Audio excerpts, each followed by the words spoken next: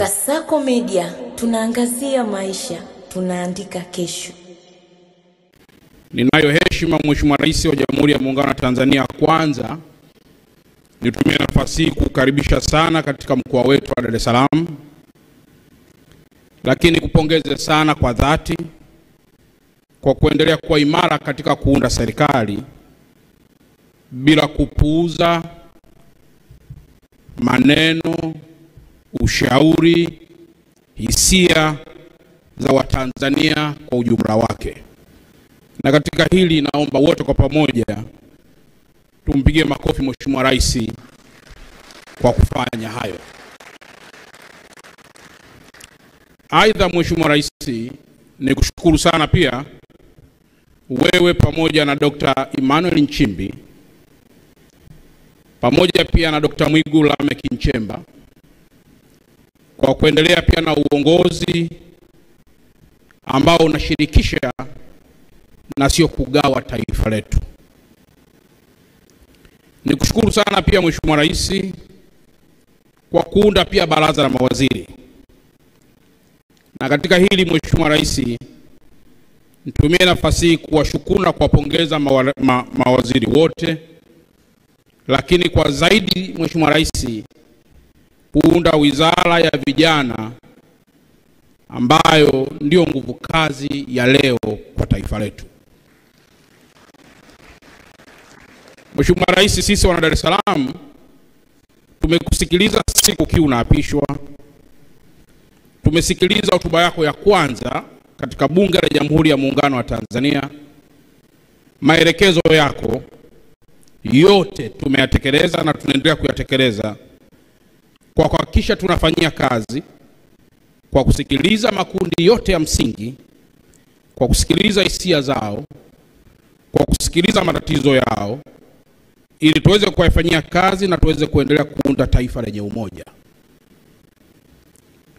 Mheshimiwa Rais, leo unakutana na baraza la wazee katika mkoa wetu wa Dar es Salaam. Hii ni faraja kubwa sana kwetu, kwa sababu uzee ni dawa na wazee ni kisima cha maarifa. Tanzania inakusikiliza leo.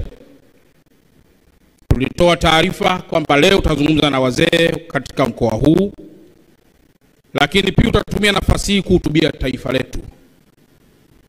Na kila mmoja ana hamu na shauku ya kuweza kusikiliza wewe Mheshimiwa Rais, na sisi tutaendelea kuchukua yale ambayo utaendelea kutuelekeza ili tuweze kuyafanyia kazi.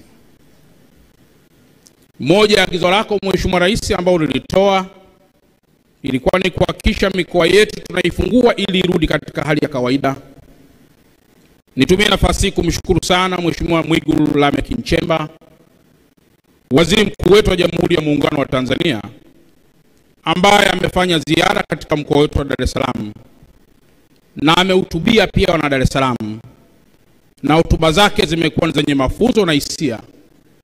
Zimekuwa ni hotuba zinazounganisha watu na hotuba zinazofungua mlango kwa mtu yoyote mwenye manunguniko kuweza kukaa meza moja.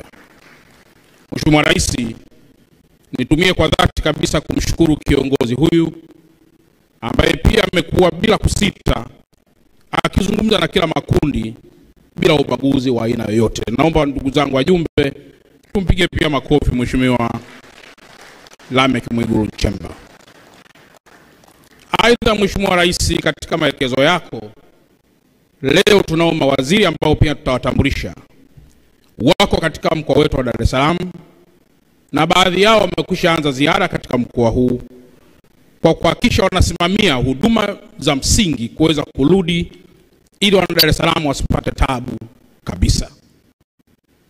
Na kwa kufanya hivyo Mheshimiwa Rais, jana Makamu wa Rais wa Jamhuri ya Muungano wa Tanzania kwa kuwakilisha amezindua semina maalum iliyokuwa chini ya Katibu Mkuu Kiongozi kwa mawaziri wetu, na ambao leo wameungana nawe hapa ili kupata maelekezo katika hotuba yako kwa wazee hawa.